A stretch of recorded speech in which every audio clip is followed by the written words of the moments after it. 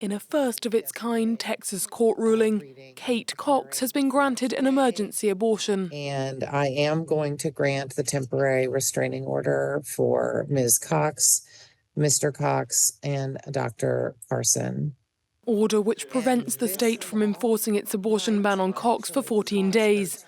After finding out she was pregnant in August, Cox soon learned the fetus suffered from trisomy 18, a rare chromosomal condition with vanishingly low survival rates, even for infants born alive, with a median life expectancy between 2 and 14 days. And, due to 2 past C-sections, doctors said this pregnancy could lead to uterine rupture, prevent her from ever carrying a child again, and even endanger her life. The state implemented an almost blanket ban on abortion when the US Supreme Court overturned the Roe v. Wade ruling in 2022, throwing out what was a federally protected right. Doctors in Texas now risk life in prison, enormous fines and loss of medical license for carrying out the procedure.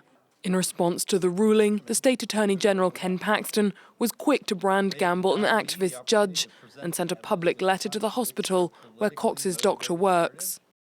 The temporary restraining order will not insulate you or anyone else from civil and criminal liability for violating Texas's abortion laws, including first-degree felony prosecutions.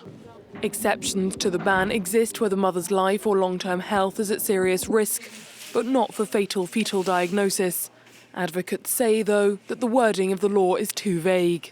The ruling comes as the Republican-dominated Supreme Court deliberates on a civil suit filed by 20 women who suffered serious complications after being denied abortion in the state.